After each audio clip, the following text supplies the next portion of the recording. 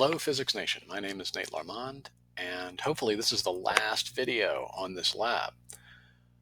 This is where we got cut off. We were, well, dropping an object from a bunch of different distances, 3 meters, 2.5, 2. We measured the time repeatedly, 5 times for each drop distance.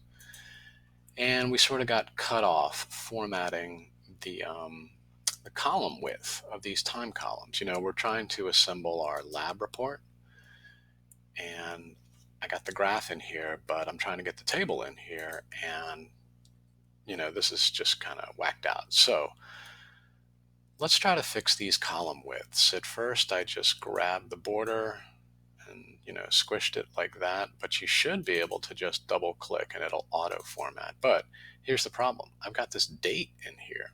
So let's put the date in a new row so that the auto format can use the times to fix the column width. How do you insert a row? No big deal. Right click on the row, insert one above.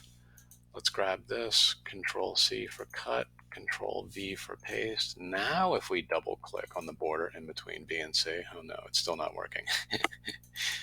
Okay, well, let's just visually approximate. That looks good. Okay, here's the title for our entire table, so we should probably merge and center that. Merge and center, and we forgot the grid up here. Let's put a box around this. Font's kind of small. 10-point font's kind of, oh boy, this is going to mess up everything. Maybe I'll leave the 10-point font. Let's see how it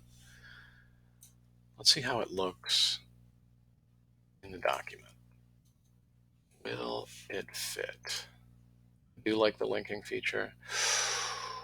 Ooh, yeah, this is rough. So how about we pull this over?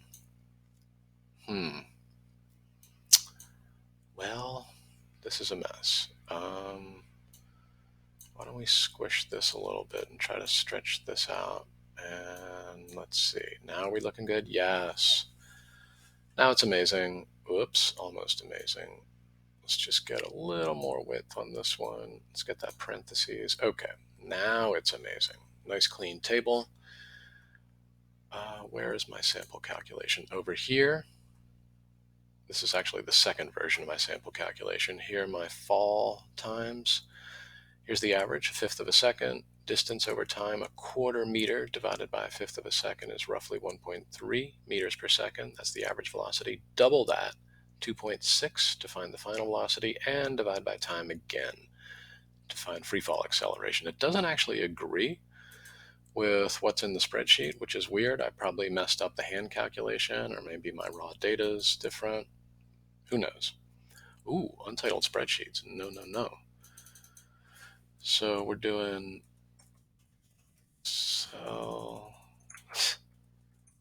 acceleration as a function of top height, spring 2020, in Larmond. There we go. And same deal for the doc. Let's get this doc. No untitled documents. There you go. Good enough. It stole the title. This is my conclusion. I guess if there's extra time, I'll read you the conclusion. But, ooh, did I snip this? I did not. All right, let me snip my sample calculation, and that is the end of the lab report. Right click, copy. This will be its own page. Whoops. That's okay. So how we looking here?